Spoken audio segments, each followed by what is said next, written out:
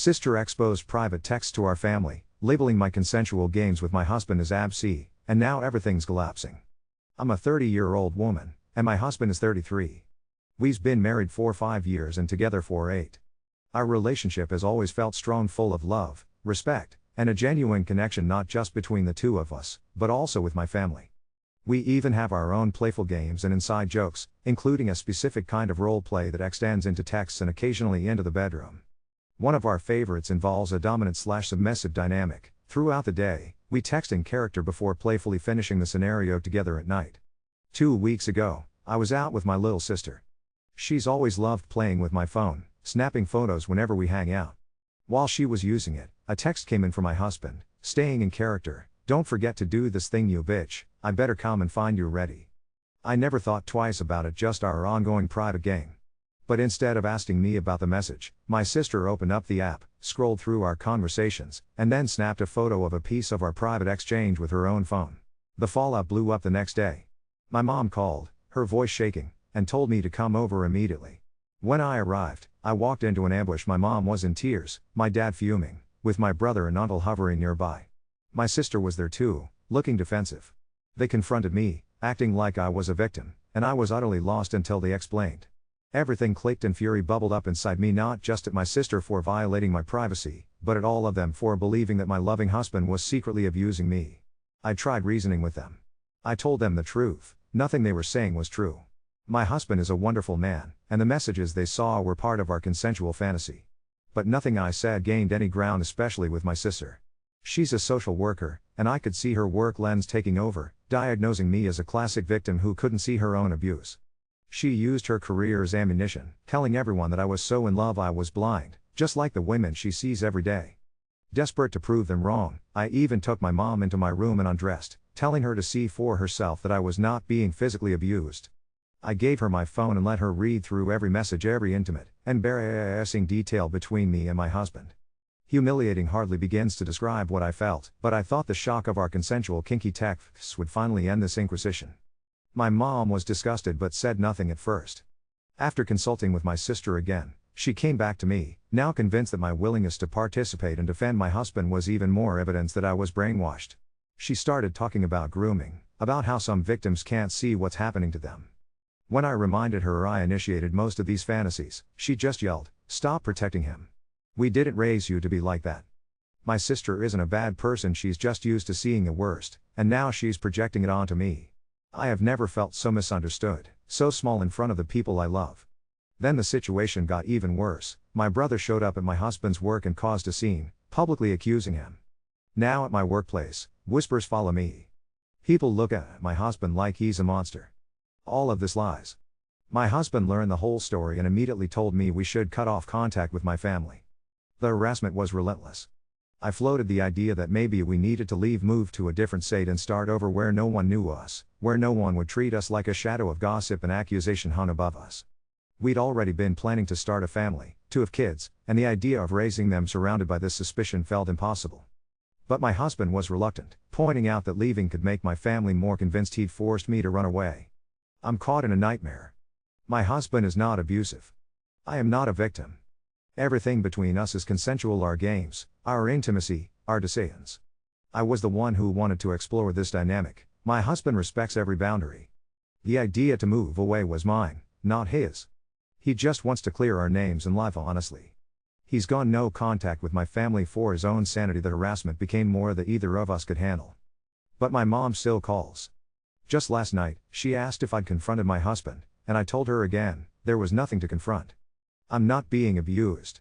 She replied with my sister's words, that I'd say exactly that, because that's what abuse victims do, and threatened to call the authorities if I didn't make a stand and leave him. Now terror gnaws at me. My husband already feels judged at work, thanks to my brother's public accusations. Even if I went to a legal advisor, I can't see how that helps now, not when my own family won't listen to me, won't believe me, and have turned my life upside down over a consensual, private piece of our marriage. I just don't know what to do anymore. Update.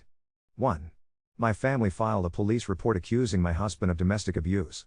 Out of nowhere, I had the police show up at my door, pressing me relentlessly about whether I was being abused. Despite my repeated denials, they simply wouldn't accept my answers. One of the officers is actually a friend of my brother's, and she kept urging me to come clean. She promised me my husband wouldn't be able to hurt me anymore if I just confessed. The whole ordeal was so overwhelming, and her persistence became unbearable. I eventually asked them to leave, and made it clear not to speak to me again without my lawyer present. Before they left, she handed me her card and told me to call her anytime my husband tried to hurt me again, adding that she'd be checking up on me to make sure I was okay. The implication behind her words was impossible to ignore. I immediately called up my lawyer, alarmed and confused. First thing tomorrow, my husband and I are meeting her together. She advised in the strongest terms that neither of us should speak to the police again for now. In our state, BDSM is actually illegal. The law here is infuriatingly backward. You cannot legally consent to any act that involves receiving pain, including things like hitting or even rough sex. The use of restraints automatically makes the restrained person unable to consent in the eyes of the law, even if they are explicitly asking or begging to be tied up. Most of the time, the police seem to understand the difference between consensual BDSM and actual abuse. Usually, they let things slide. But legally, that's just a courtesy. If a cop decided to strictly enforce the letter of the law, someone could be arrested for simply participating in a consensual BDSM scene, and the dom or top is held completely liable. Given all that, my lawyer warned us not to speak with my family or the police until she's met with us to create a plan to protect my husband. Meanwhile, my husband's boss pulled him aside because my family and some friends have been contacting his workplace, telling them they shouldn't be employing a wife beater and abuser. His boss said if the situation didn't get resolved or just kept spiraling, he'd have no choice but to fire my husband because the company couldn't risk being associated with any of this. So here I am, caught between my family's interference, the law's lack of nuance, and the real threat hanging over my husband's job and our entire life together. Update. Phew. Those past 15 days have been hell. After my family called the police on my husband and they actually came to our house, everything took a sharp, dark turn. I live in a relatively small town where basically everyone knows each other, so whispers began immediately. Suddenly, I was the woman in an abusive relationship, and my husband was the monster who abuses me. The news spread like wildfire. Our lawyer urged us not to talk to the police at all, and definitely not to mention to anyone that we were into BDSM. Apparently, under the law here, you legally can't consent to pain whether it's from rough sex or even any kind of hitting, and if restraints are involved, the person restrained is seen as unable to consent even if they've given enthusiastic consent beforehand. So if it came out that we practice BDSM and someone passed that to the police, that'd basically be treated as a confession, evidence to use against us. Sure, sometimes the police look the other way on this law, but if for whatever reason they want you gone, they can't enforce it and destroy your life with a technicality. That's the kind of world I suddenly found myself in. Now my whole family knows my husband abuses me, and the only reason he isn't behind bars is because apparently I'm too terrified to speak up, and there isn't any evidence. The pressure from them is suffocating. Things went from whispers to blows. One of my cousins confronted my husband outside a local shop, and fists started flying. The cops showed up, arrested both of them, but it was my husband who got it the worst. He got locked up for longer, and my brother's cop friend, the same cop who came to our home, beat him pretty badly while hurling all kinds of insults at him: wife beater, animal, and things I don't even want to repeat. As word kept spreading, about a week and change ago, my husband got fired. Just like that. Our lawyer said we could sue, but my husband is just desperate to put this nightmare behind him and didn't want to bother. Our lawyer also filed restraining orders against almost everyone in my family: my mom, my dad, my brother, my sister, and made sure these orders were ironclad, specifying they can't even contact my husband by text or email. Ever since that day, my husband began bracing himself to leave all this behind. Last night, he finally left for another state. He's staying with a childhood friend while he looks for a place of his own. He told me not to follow him immediately, that he needs a break from everything and I should stay here for a bit. I don't really get that. I was abused by all this just as much as him. Still, after everything, there's now a massive wedge between us. A couple of nights before he left, we had a huge fight. He said if I hadn't suggested and encouraged him to get into BDSM with me in the first place, none of this would have happened. We both said some hideous, scarring things to each other. Now, he's gone out of state and he won't answer my calls. All I got was a text saying he arrived safely. Before he left, he told me that if I decided to follow him, he'd never engage in any kind of BDSM with me again, never ever. He was adamant, I need to really think about whether I want to stay married without those things, especially since it was all my idea to begin with. I don't even understand why I'm being punished like this, as if this hellstorm was somehow my fault. So here I am, Stuck, with way too much time to think and some pretty heartbreaking decisions to make. My family, in the meantime, are all sending me smug messages congratulating me for pushing him away. I keep firing back that they need to leave me alone, never contact me again. I just want to thank everyone who stood by me through all of this. I wouldn't wish any of this on my worst enemy. I hope no one ever has to go through what I'm experiencing. Sorry if my thoughts are all over the place, I'm just really in a bad spot, and putting my story into words is the only thing that feels like a tiny bit of relief right now. Update 3. My husband opened his phone in front of me, barely meeting my eyes, and typed out a single, cold message before shutting it off again. Please stop trying to reach me, I don't want to talk to you. I'm okay and well. By the way, I changed my place to another one, so don't call X. I'm not staying at his place and I don't want you to know where I am right now. I don't feel like talking to you or anyone that we know for some time. Respect that and stay the fuck away. I don't know when I will be able to speak to you again, and I won't blame you or even question if you filed for divorce right now. I think it'll be great for everyone and will make your family happy. Then, like a final exhale, he closed his phone and it was over. No more words, no chance to beg for him to explain himself, no hint that I could pry beneath the surface of whatever had just torn us apart. Yesterday, he went through and deactivated every single social media account he owned, leaving absolutely no trace behind, just gone, like a shadow pulled from the room. All I have now is the echo of that message, and a blank wall where my husband used to stand. I'm left sitting with my heart pounding in my chest, rereading those words, not knowing what to do with myself. In desperation, I dialed the number of his friend, the one he was supposed to be staying with as part of our plan of leaving this suffocating place. His friend sounded as bewildered as I felt. He said my husband had actually booked a ticket to another state that very night. But he didn't tell him anything more than that, didn't leave any clue, didn't even give him a way to reach him. So now I have nothing.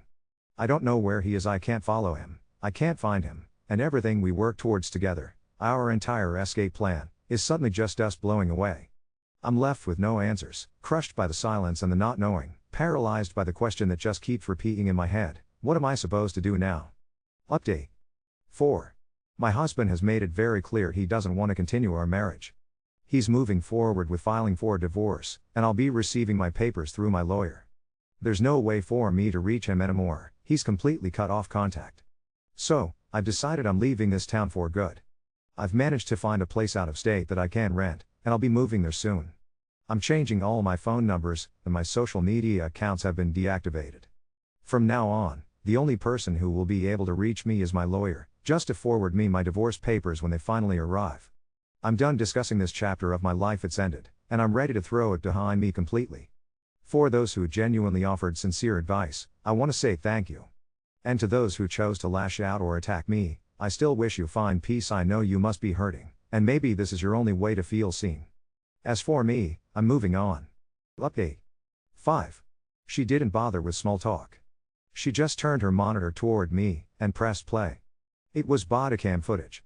Grainy, tilted at a bad angle that caught more cinderblock than faces, but the audio was brutal and crystal clear. You can hear her voice before you see anything. My brother's cop friend. Every time she said wife beater, it landed like a thrown glass. There's a metallic clatter, a door, my husband's voice asking for a phone call, and then this awful laugh. Your brother says hi, she sneers, like we're all at a barbecue. Someone else tries to tell her to calm down and you hear her say, he's not walking out of here cocky, and something about teaching him a lesson. There's a scuffle I couldn't see, the camera lurches, and he makes the sound shock, not pain, that small oh that people make when they realize what the world thinks of them. Then another officer, a man I don't recognize, mutters turn it off and fingers come over the lens. They didn't kill the audio. They kept talking. They said my name like it was a punchline. They said I'd thank them later. They talked about my sister like she was part of the squad. I sat there listening to people who have known my family since I was a kid discuss my life as if it belonged to them, and my lawyer slid a box of tissues silently across the desk like we were in a movie about someone else. By noon, my lawyer had an email from the State Attorney General's Civil Rights Division saying they were opening an investigation into the department and requesting my statement. By 3, we had confirmation that the officer is on administrative leave and Internal Affairs had seized the footage. I didn't tell a soul. I turned my phone face down, signed a narrow, careful letter through my lawyer agreeing to sit for a recorded interview, and I said the words out loud that I've been choking on 4 weeks. He didn't do this to me, they did. That should have been enough for one day. It wasn't. My old landlord forwarded a certified letter that had been slipped under the door. It was from the licensing board that governs social workers in our state, asking me to cooperate with an investigation into a complaint alleging breach of professional ethics and boundary violations involving a family member. I read that sentence 3 times before I noticed the complaint it wasn't me. It was a concerned colleague, anonymous. Someone from her world saw what she did and put it in writing. I drove to my new estate with my trunk full of boxes and my phone dark. I slept on a mattress on the floor with my coat for a blanket, and when I woke up, there was a second email from my lawyer with an attached document I had to sign. It was a notice of claim against my hometown and police department, my husband's name at the top in bold with plaintiff beside it, mine farther down under witnesses. He'd filed. The man who said he was too tired to fight read those transcripts or watch that grainy horror and decided to fight anyway. He's going after them for wrongful arrest and civil rights violations. I signed the acknowledgement with hands that wouldn't stop shaking and sent it back. An hour later, my lawyer called again. "There's something else," she said, and patched in another line. It was a prosecutor from the AG's office, not local, someone with a clipped voice and 600 unread emails in her throat. She asked if I'd be willing to come in person to give my statement, if I'd bring copies of my restraining orders, if I had any texts or emails showing my family's harassment. She said the words pattern of conduct and retaliation, and the quiet way she spoke made me feel, for the first time since this started, like maybe someone with authority was looking at the right things. Late afternoon, a courier knocked on my new door. He handed me a thin envelope addressed to my lawyer's office, forwarded to me. Inside was a single page from my husband's attorney. He won't contest the divorce. He's agreed to cover his own fees and to keep everything strictly through counsel. At the bottom, in blue pen, under a line that wasn't part of the form, someone had written, "Do not contact my client directly." The handwriting wasn't his. It shouldn't have mattered, but it did. It was almost dark when an email vibrated through my quiet apartment from a strange address that won't exist by the time anyone reads this. No name, no salutation, just, "I was there. I'm sorry. I should have stopped it. They told me your family wanted it. I'm talking to a You didn't deserve any of this. I don't know if it was a rookie, a dispatcher, a janitor who empties those gray trash cans. I only know my hands went cold. Someone in that building chose me over the blue wall. 2 things happened today that I didn't expect. My mother tried to call me from an unknown number, and for the first time since this started, I let it ring. And my sister, my brilliant, stubborn sister who has sat across countless kitchen tables telling other women what to do, was placed on immediate leave pending the board's investigation. I know that because my lawyer got formal notice asking for my cooperation. I'm not celebrating. I'm not dancing on the grave of my family. I'm just sitting in a new city on a floor that still smells like fresh paint, watching the first real consequences land where they belong. I will give my statement. I won't be dragged back. I'm moving my furniture in on Saturday, and on Monday I'll sit in a suit I haven't worn since the world still made sense and tell the truth in a room with a camera humming red. My husband and I are still divorcing. He's still somewhere I can't reach him. But for the first night in a month, I turned off my light and felt the quiet land like a blanket, not a threat. And that has to count for something. Update 6. They put me in a glass-walled conference room where you can see everyone but still feel like a specimen. There was a single red light on the camera and a woman with a calm voice who introduced herself as victim witness, then slid a bottle of water toward me and folded her hands like she'd trained the shakes out of them. The prosecutor sat across from me with a legal pad full of straight lines and dates, asked me to spell my name slowly, to state the names of my parents, my siblings, my husband. When she said his name, she watched my face for a flinch. I told them what happened, starting with a text message on a normal day. I said the words out loud that still make my ribs feel too tight. I handed over printouts of the restraining orders and a manila folder of screenshots, my mother's ultimatums, my sister's certainty, my brother's righteousness curdling into threats. They asked if I'd watched the bodycam. I said yes. They asked if I felt safe. I looked at the humming red light and said, "Safer than I did 2 weeks ago." When we were done, the prosecutor asked me to wait in the hallway because she wanted to grab copies of something. The air outside the room felt cooler and wrong. A minute later, a door at the other end of the corridor opened and a man stepped out with 2 lawyers in navy suits. He had lost weight. He had shaved the beard he'd tried and failed to grow for a year. The tan line where his ring used to be looked like a ghost of a promise. We saw each other.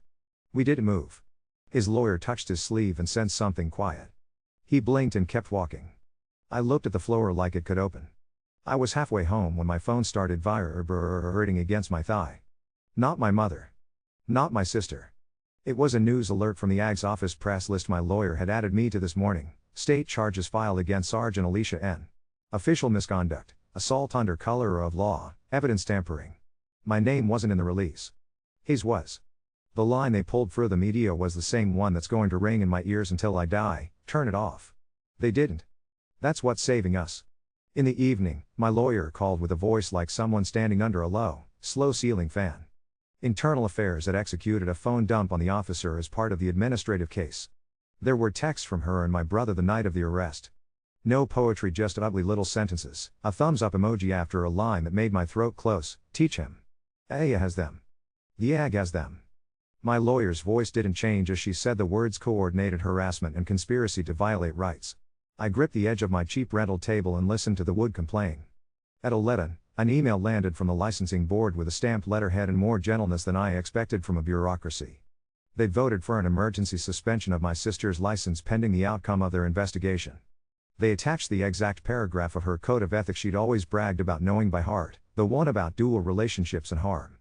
I read it twice, then again, and thought about the way she'd said my name across our mother's kitchen table like a diagnosis. By morning, a formal subpoena arrived, not to testify in some dim future, but to appear before a grand jury next week. My lawyer will sit in a waiting room and I will sit in a chair and tell 12 strangers about the text that started the avalanche, about laughter on a bodycam. I ironed the suit I wore to job interviews fresh out of college and left it hanging on my new closet door because my apartment still smells like paint and I want one thing in here to smell like a different life. Around lunch, my doorbell camera pinged and showed a courier at the front gate with a thick envelope that didn't look like a bill. It was a letter from my husband's attorneys asking for my affidavit about his termination, the dates, the calls, the exact wording of the boss who said we can't be associated. They're adding the company to the complaint. My name at the top as a fiat looked strange and too formal. I signed it anyway and watched the ink sink in. My phone lit up with an unknown number from my hometown. I let it go. A voicemail slid in, my mother's voice caught between apology and performance, the sound she uses at funerals. "Baby, you've seen what they are doing to your family," she began, and I pressed delete before I could hear whether she said sorry or just sorry you feel that way. Late afternoon, the union released a statement so generic you could have swapped out the noun and made it about a pothole. "We stand by our member and the process." The local paper ran my sister's leave with a grainy photo from a charity FIDIC and a headline that started with "Beloved." In the comments, someone wrote "finally," and someone else wrote "witch hunt," and I closed the tab before the algorithm learned anything about me. At dusk, the email came from the AGSA office with my time slot for the grand jury and a reminder to bring ID. At the bottom, a separate sentence that felt like a hand on my shoulder: "A victim advocate will meet you at the door." By the time the sky turned that exhausted pink that looks like old cotton candy, my lawyer called one more time. The officer had been booked and released to await arraignment. There is a no-contact order covering me and my husband. My brother had been taken into custody for violating the restraining order after he sent a midnight message to my husband's former boss that read like a dare. It took 3 months for him to learn you can't corner someone without a closed door. I took the elevator down to check my mailbox one more time because my brain likes to do small, manageable things right now. There was a catalog I didn't ask for and a postcard from the previous tenant addressed in looping handwriting to a person named Leela. "I wish you were here," from a beach with cartoon palm trees. I flipped it over and thought about putting it back in the slot marked "Return to Sender" and then kept it, slid it under my magnet with the grocery list. Someone else's wish on my new gray fridge. I'm learning the sound of sirens in this city. They don't make my stomach drop yet. I'm learning which bodega sells the good bread and that if you stand at my kitchen sink at the right angle, you can see a sliver of the river. Today, the people who heard us started feeling the floor tilt under them. Tomorrow, I'm going to sit under the humming red light again, and I'm going to say my name out loud without flinching. Update 7. The courthouse error feels like old paper and lemon cleaner. A woman with a blue scarf met me at the door and didn't touch me, just walked me past a bulletin board and a vending machine that hummed like it was holding its breath. The grand jury room was smaller than I imagined, fluorescent lights a little too bright, a flag in the corner with a fringe that looked almost soft. I raised my right hand and said my name again and it came out steady this time. The court reporter moved her fingers like she was playing a careful piano. The prosecutor asked straightforward things and then not straightforward ones, the kind that test what you'll say when no one is filling in the shapes for you. One of the jurors had a tie with tiny boats on it and kept glancing from me to the bodycam transcript like he was tracing a shoreline. They asked me to read a line out loud and I did and my throat didn't close. After, the victim advocate walked me back past the glass doors and said, "Breathe," like it was a thing you could set down and pick up again. The sky had that flat nude color that makes everything look like a photograph you'd find in a drawer. I sat on a concrete ledge outside and ate a granola bar I didn't taste, and then I went home on a bus that smelled faintly like winter coats. By 3, my lawyer called with the kind of careful voice you use around breakable things that already broke. The grand jury returned true bills. Official misconduct. Assault under color of law. Evidence tampering. There was a separate presentment on conspiracy counts, and my brother's name was where I expected to see it. Warrants issued. She kept talking procedures, next dates, the bit about how I will not need to be in the arraignment room, and I pressed the phone against my cheek and stared at the line of light under my front door. There was a second email, almost on top of that call, from a name I didn't recognize with a firm's logo that sounded like a piece of granite. My husband's former employer has retained outside counsel. They sent a polite letter with a brittle edge about preserving communications and asked for any documentation I had of calls or texts leading up to the termination. I pulled my old phone from the drawer where I've been keeping it like a fossil and wrapped the charge issue around it 3 times like a tether. I printed the email with the phrase "we can't be associated," the one that made me lightheaded the night it arrived, and slid it into the same manila folder as the restraining orders. My kitchen smells like printer ink now. At 5, the AG's press office sent a release. No names, I know, in the subject line this time, just the title of the charges and the dates. The union statement showed up 20 minutes later like they had it sitting in drafts. If I hadn't seen a woman's hand shake when she slid a water bottle toward me this morning, I'd think language was all we had. I signed for a certified letter at my building's front gate that turned out not to be a bill. The licensing board scheduled a preliminary hearing for my sister next month and asked me to confirm whether I wanted to appear in person or by remote. There was a paragraph at the end explaining how to request security accommodations if needed, in soft, bureaucratic words that still managed to feel like someone had thought it through. I checked the box for remote and put the envelope back in the mailbox for outgoing like I was sending something small and ordinary. A voicemail blinked from an unknown number with an area code I recognized, and I let it sit like a hot pan until the transcript crawled across my screen. My uncle this time. "Family doesn't do this to family," he said, and my thumb hit delete before the rest of the sentence could finish building itself. I don't know what the second half of the line was, and I don't want to. Around dusk, my lawyer forwarded a single-page order stamped with the judge's name I've said out loud 3 times in the last week. No contact conditions were extended to cover electronic harassment by third parties. The words are so clean on the page. I washed dishes in my new sink and listened to the pipes knock when the water got hot. When it was dark enough that my living room window turned into a mirror, a courier knocked with an envelope from my husband's attorneys. The divorce petition with all the boxes checked the way I knew they would be checked. No real property. No children. Separate debts. The place for my waiver of service was crisp and blank like a dare. I sat at my table and read the language twice, tracing the lines where my name and his float past each other without touching, and then I picked up a pen and signed. I slid my ring off and put it in the small dish by the sink where I tossed my keys, then took it back out and wrapped it in a tissue and put it in the bottom of the drawer with the takeout menus. I don't know why that felt like better math. An email landed from a staffer at Aya with an audio file clipped to it and 3 timestamps in the body. They want me to confirm whether the voices saying my name are the people I say they are. I sat with my back against the cabinet and listened again to laughter that has been rattling around the inside of my head for a month. I wrote yes and I think so in a reply that my hands kept trying to shake out of. Before bed, my doorbell camera caught the cat from the unit across the hall making the world's slowest attempt to open my doormat with one paw. He looked up when I opened the door, let me scratch his head once like we were already friends, and then trotted back to wherever he belongs. I left the door open a few extra seconds just to hear other people's television somewhere I couldn't see. Tomorrow I'll go to work at the folding table I'm using as a desk and return messages from people who use my name like it's a file number. Someone will say arraignment and someone will say ethics hearing and someone will ask me for another copy of the thing I've already sent twice. I'm learning the pace of this, the hurry and then the waiting, the way the day stretches and snaps. Tonight I stood at my kitchen sink at the exact angle where the river cuts itself into a ribbon between 2 roofs and thought, faintly and for the first time in a long time, that something is moving in the right direction even if it isn't me.